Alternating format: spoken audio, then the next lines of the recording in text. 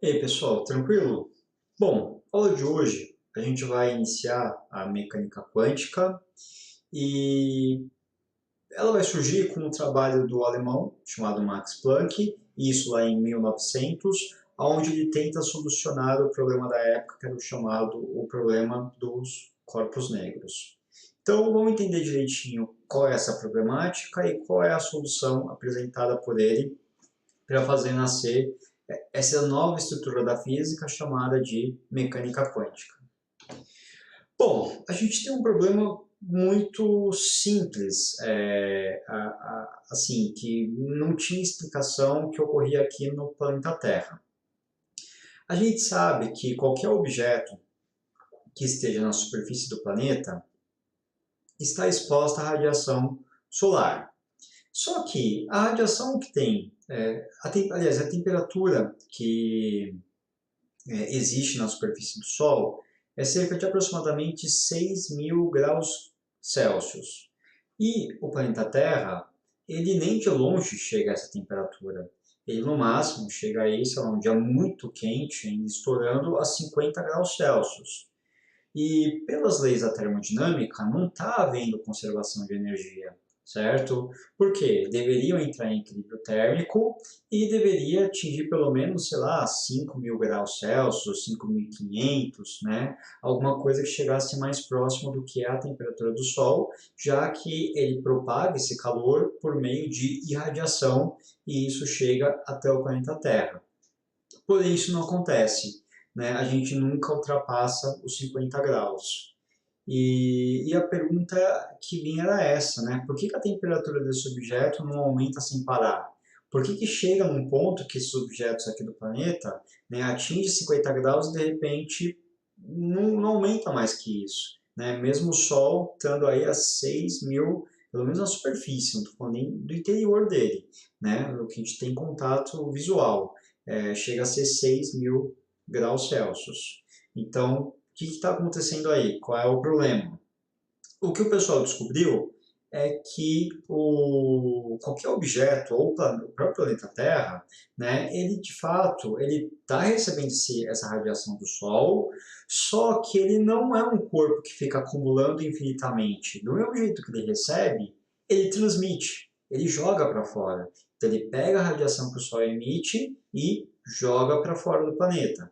Pega a radiação e vai jogando. E como ele joga, ele não consegue guardar. E como ele não guarda, esse valor não aumenta muito.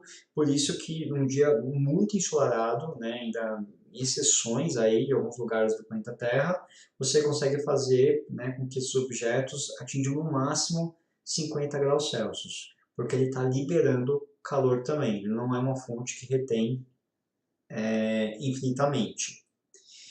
Bom, isso porque ele se comporta como um corpo negro. E o que é um corpo negro? Corpo negro é qualquer corpo que absorve e emite todas as radiações. Então essa é a definição. Ele vai emitir todas as radiações, ou seja, todas as frequências, né, de ondas eletromagnéticas, mas algumas ele acaba emitindo mais do que outras. Não é que ele emite todas iguais. Existem alguns tipos de ondas eletromagnéticas que ele tem preferência em emitir uma quantidade maior. Então, aqui eu tenho um corpo negro ideal, onde uma radiação incide sobre ele, tá? Ele pega parte dessa radiação e simplesmente ele joga para fora parte da radiação que ele recebe. Vamos só lembrar um pouquinho quais são as radiações que existem e quais são todas as ondas eletromagnéticas, né, que temos disponíveis. Então, temos aqui aonde tem desde as ondas de rádio, a gente passa por micro-ondas, né, que ondas de calor, infravermelho, que também são, a gente entende como ondas de calor, o visível, que é o que a gente enxerga, ultravioleta, que começa a ficar na radiação ionizante, que destrói moléculas, partículas, e raio-x, raio gama, nem se fala, né, são mais energéticos ainda, e são ondas cada vez com comprimento de onda menor. Então aqui eu tenho ondas com comprimento com tamanho muito grande, né, ondas de rádio tem 1 quilômetro às vezes de tamanho, enquanto que os raios-gamas, que vêm de decaimento radioativo, né? Eu tenho aqui da ordem de 10 a menos 12 metros o tamanho dessas ondas, e tudo é onda eletromagnética, tudo é variação de campo elétrico e campo magnético. Tá? Então, só que dependendo do tamanho que tiver, a gente tem interpretações diferentes na física. E aí, o próprio Sol tem esse negócio. Ele emite em maior quantidade luz visível. Tá? Ele é quente? Ele é quente. Ele emite onda de rádio? Emite onda de rádio também. Emite infravermelho, ultravioleta? Emite. Só que o que ele mais emite é o visível, porque isso é uma característica dele. Entretanto, quando chega aqui no planeta Terra, o planeta Terra ele absorve toda essa emissão que ele mais recebeu, que é o visível, só que a Terra ou qualquer corpo aqui na superfície não emite de volta essa mesma frequência. Essa frequência interage com o corpo e ela se modifica, e o planeta Terra, como eu disse, ele joga para fora, porque ele se comporta como um corpo negro, então ele recebe a radiação, e a que ele mais recebe é a visível, e quando ele vai jogar para fora, ele não joga a visível, ele joga a infravermelho, ele joga a de temperatura, que é uma abaixo na escala das interpretações, como a gente viu aqui. Então, ele está recebendo mais visível, mas ele joga fora infravermelho, que é o que ele mais vai irradiar. E por que isso acontece? As pessoas não sabem ainda direito que mecanismo, né, que ocorre dentro dos corpos, mas ele modifica. E aí, como que eles mediram isso? Né? Pega qualquer corpo que foi exposto à radiação solar, recebeu mais visível, porque é o que o Sol mais emitiu, só que depois, quando ele foi emitir a radiação dele, né, usou os sensores para detectar, para filtrar, ó, onda de rádio, contabiliza, infravermelho, que é o de calor, contabiliza, emite visível, também emite, né, um pouquinho, um ou outro, nada que seja destacável, emite também ultravioleta, sei lá, uma pedra que ficou, né, exposta ao sol, pode emitir uma ou outra onda com essa energia, mas é mínimo isso para gerar algum tipo de dano. O que ele mais está emitindo mesmo é o infravermelho, que é o de calor, que é exatamente a temperatura que ele chega, sei lá, 30 graus, 40 graus Celsius, né? Então ele passa a emitir mais o infravermelho, embora ele esteja emitindo todas.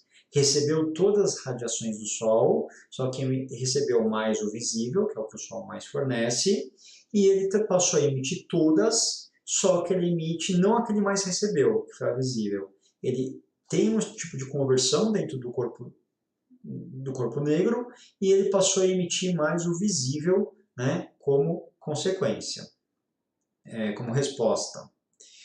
Bom, quem vai chegar nessa informação é o Planck, por isso que ele é o que inicia a mecânica quântica, e ele constrói essa curva que é obtida experimentalmente, mostrando que, de acordo com a temperatura que um corpo está, ela passa a emitir uma radiação com mais intensidade.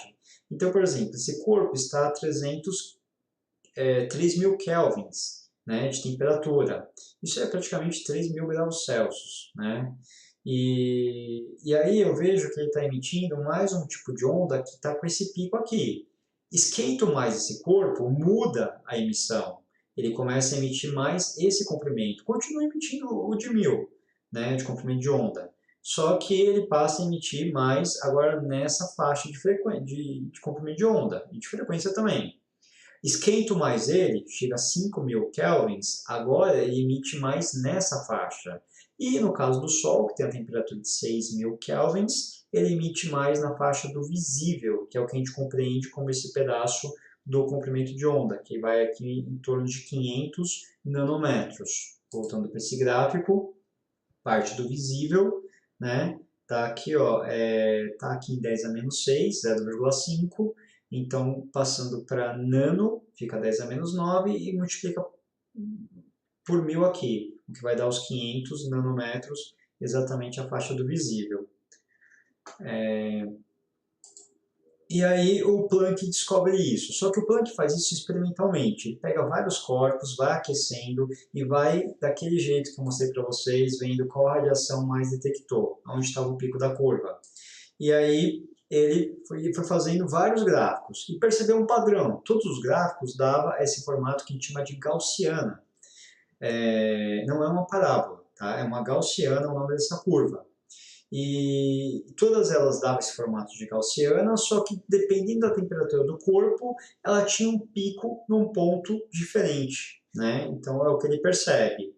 E experimentalmente ele chega na sua constante de Planck, que é um fator de correção, para ele conseguir relacionar o comprimento de onda com a energia, né, que foi aquecida ou que está sendo emitido, né, por esse material.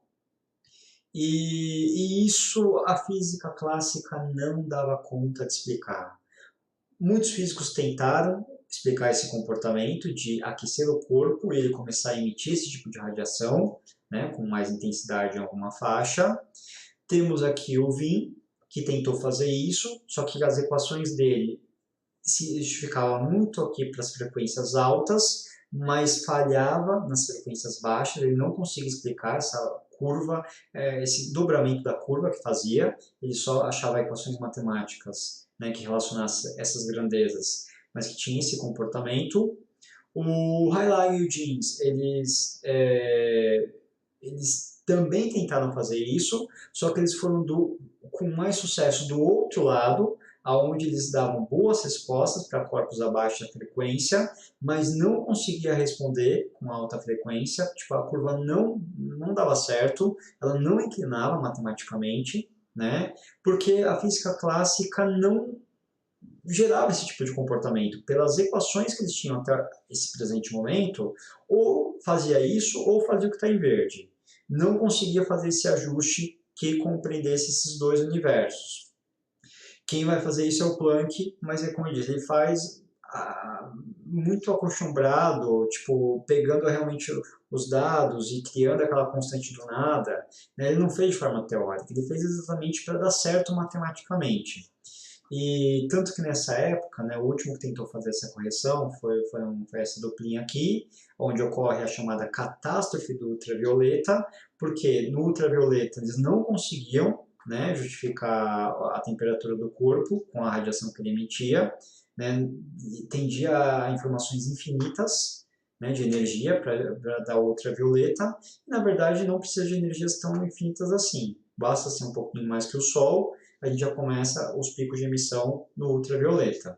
Estrelas, né, altamente energéticas, mais fortes que o Sol, fazem isso tranquilamente.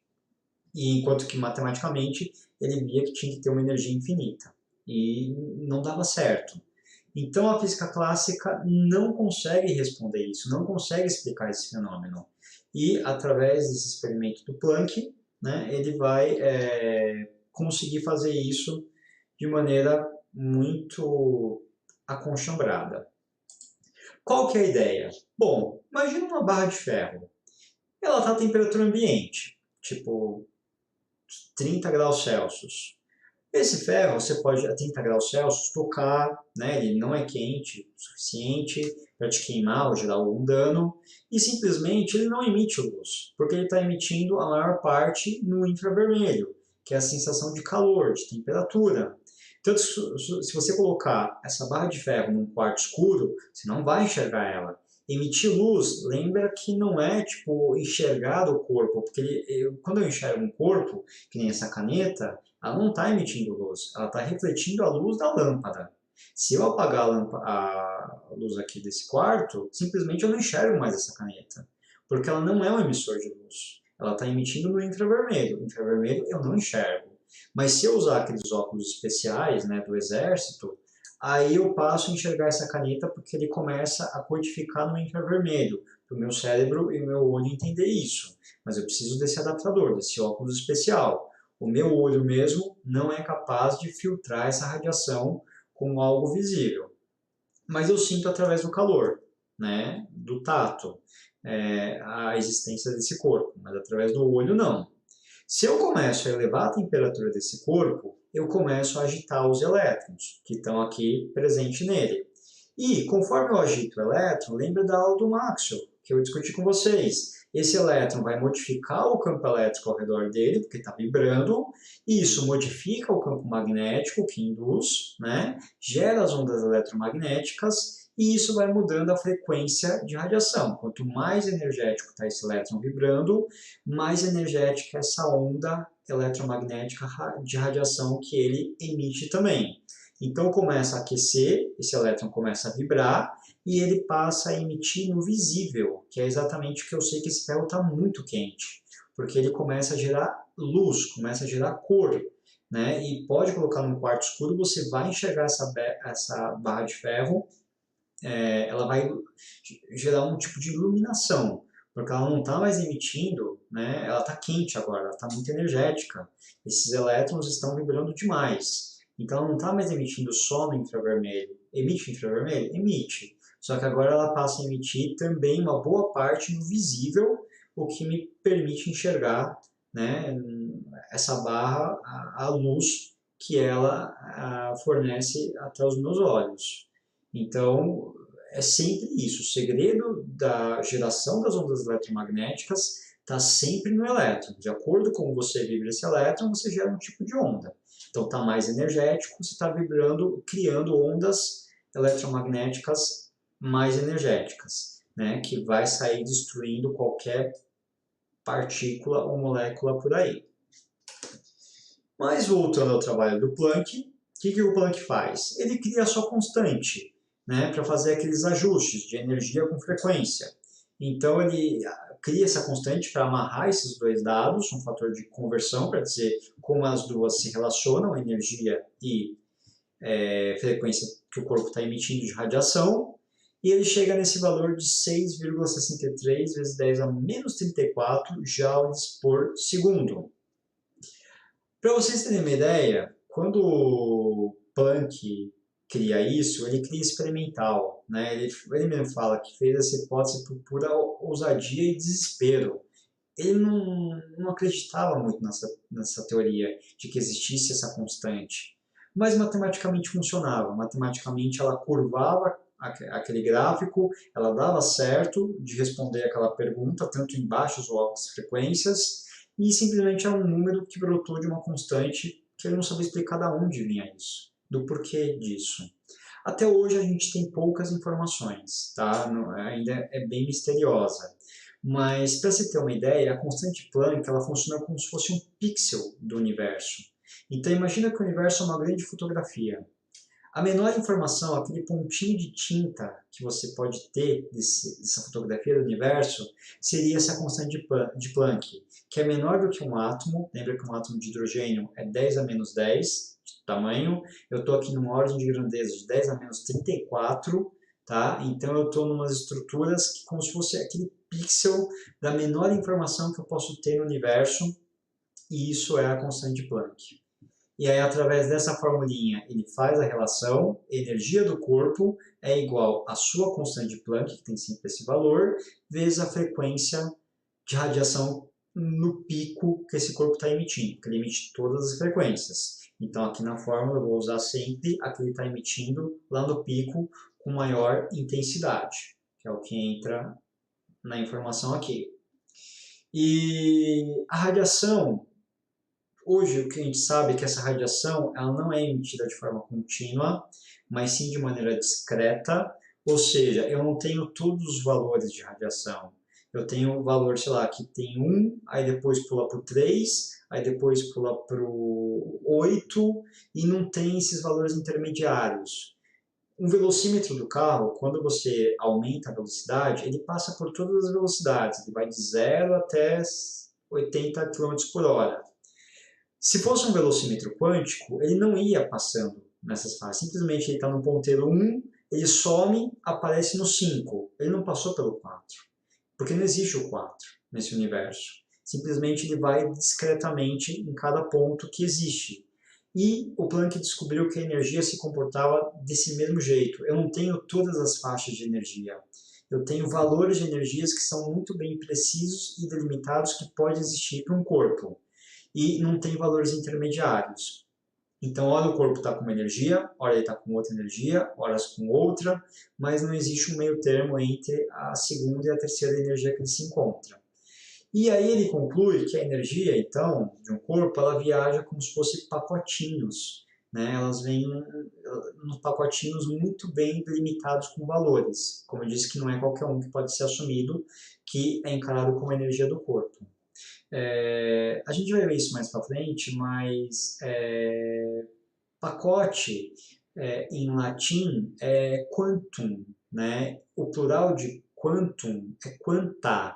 Então, física quântica vem de física dos pacotinhos, né? Do pacotinho de energia dessas ondas eletromagnéticas, onde cada radiação viaja com uma energia nesses pacotinhos e isso formado por essa equação. Então, cada corpo, cada energia, cada fóton, né, que a gente vai ter esse novo nome para ondas eletromagnéticas. Então, cada onda dessa eletromagnética, com a tua frequência, viaja com uma energia, né, numa espécie de pacotinho pelo universo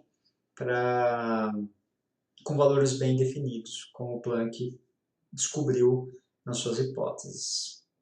Lembrando, toda vez que eu falo de radiação, eu estou falando de ondas eletromagnéticas. Então, uma onda tem sempre aqui um formato padrão, periódico. Tenho coisas importantes para definir nela, como o seu comprimento de onda, que é o tamanho dessa onda, né? Eu meço de crista a crista, eu meço de vale até vale, posso medir de começo até onde vai iniciar o outro começo, e todas elas dão o mesmo valor, que é esse valor de lambda, que é medido em metros. Né? Dependendo da onda, se mede em quilômetros, se é uma onda de rádio, se é uma onda de um elemento radioativo, né, uma eletromagnética também, de raio gama, aí ela tem aquela ordem de 10 a menos 12 metros. Então isso é o comprimento de onda, que é a distância entre dois pontos iguais de uma mesma onda. Eu tenho o tempo ou período, que é a duração de cada onda, de cada ciclo. Então, fez aqui um ciclo completo, aqui é repetição. Então, quanto tempo levou para fazer isso? É o tempo da onda, sempre medido em segundos. Outra coisa é a frequência, que é o inverso do tempo, 1 sobre tempo. E a frequência sempre é a quantidade de vezes que algo acontece. Então, quando alguém pergunta, qual é a frequência que você vem à escola? Você pode dizer, eu venho 5 vezes por semana. Ou seja, é algo que você faz por um intervalo de tempo. Qual é a frequência da onda? É algo que ela faz, que é existir, certo? Numa natureza completa, por um intervalo de tempo. Tem onda que ela é maior, então ela leva um tempo maior para acontecer. E tem as ondas, né, dos raios gamas, que elas são bem pequenininhas, acontecem rapidinho, então acontecem muitas por segundo. Então tem uma frequência muito mais alta. E aí isso é a frequência da onda, o quanto ela acontece, né, com um ciclo completo de crista e vale. Velocidade dessas ondas. Lembra que é sempre a velocidade da luz. Todas as ondas eletromagnéticas viajam com 3 vezes 10 oitava metros por segundo, por aí. Seja onda de rádio, infravermelho, que é calor, luz visível, radiação, raio-x, tudo viaja com a mesma informação. E aí eu crio essa formulinha. Velocidade é igual a lambda vezes f, ou vamos lamber ferida, né? Onde a velocidade da onda, dada em metros por segundo, é igual a lambda, que é o comprimento da onda, como eu já ensinei vocês a medir, que a gente sempre usa um metro, e frequência, que é 1 sobre segundo, por causa dessa formulinha, ou a gente mede em hertz, né? Que é a frequência realmente de qual o tempo que essa onda acontece ao viajar pelo universo. E para encerrar essa aula, vamos falar um pouquinho sobre a lei de Wien, aonde o Wien, depois que o Planck fez essa correção, né, de que existia uma energia associada para um pico de emissão máximo, seja de frequência ou de comprimento de onda, né, dessa onda, já que comprimento de onda e frequência se alinham com essa fórmula aqui, ó. Velocidade dessas ondas são sempre esse valor. Então, se você sabe a frequência, você descobre o comprimento de onda. Se você sabe o comprimento de onda, você descobre a frequência, porque a velocidade sempre 3 vezes 10 oitava metros por segundo. E aí, baseado no estudo do Planck, o Wien começou a aflorar isso um pouco mais. Ele viu, já que um corpo, quando está com essa energia, vai ter esse pico de emissão de radiação para uma frequência ou um comprimento de onda, então eu posso fazer o processo inverso. Como é que eu sei que temperatura tem o Sol? Como é que eu sei que temperatura que tem uma estrela que está a 10 mil anos-luz de distância daqui? Ninguém nunca foi com um termômetro lá colocar para fazer a aferição. Simplesmente a gente sabe pela luz que ela emite, ou seja, pela radiação eletromagnética que chega até a gente. A gente consegue ver qual que é a emissão dessa estrela, se está no visível, como o Sol, se está no raio-x ou ultravioleta, como estrelas mais energéticas. Se é só um planeta, por exemplo, que não emite luz própria, ou seja, está emitindo infravermelho, então com maior intensidade. Então, de acordo com essa informação que eu vejo, o que ele mais emite para mim, eu consigo fazer o caminho inverso, eu consigo saber que temperatura que ele está, já que tem um padrão entre o que ele emite e a temperatura ou a energia que ele se encontra. E aí o Wien fez essa descoberta bastante importante, né, que basta observar a radiação desses corpos e simplesmente eu sei a temperatura dele. E isso é o termômetro, né, que o pessoal usa ali da arminha à distância. Ele mede a radiação que você emite, né? Então você emite uma radiação que é captada pelo aparelho, não é o aparelho que te emite uma radiação, é você que está emitindo. E ele apenas faz a leitura, certo? Já que eu emito uma radiação, eu não sou visível, não sou energético, tanto assim, né? Eu estou emitindo no infravermelho, que é a temperatura. Então ele consegue fazer a aferição de que temperatura eu estou usando exatamente essa lei de Wien. Para saber essa informação, como que a gente calcula? Ver qual é o pico de emissão do comprimento de onda da radiação, multiplicado por T, aqui não é tempo, é a temperatura, e temperatura sempre em Kelvin, não em graus Celsius, Kelvin é oficial, e isso sempre dá essa constante de Wien, que é 2,898 vezes 10 a menos 3 metro vezes Kelvin. Então, a constante é sempre a mesma. Se eu sei a temperatura do corpo, eu descubro qual é a radiação que ele mais vai emitir. Se eu sei, como as estrelas, qual é a radiação que ele mais emite, que eu coloco ali para observar os meus detectores e vejo o que ele mais está emitindo para mim, logo, com essa mesma constante, eu consigo descobrir a única variável dessa formulinha, que é a temperatura na qual ela se encontra. Então, essa é uma aplicação prática sobre a lei de Wien, né, principalmente na astrofísica, é muito utilizada. Então, isso é a aula de hoje. Até mais, pessoal. Tchau, tchau.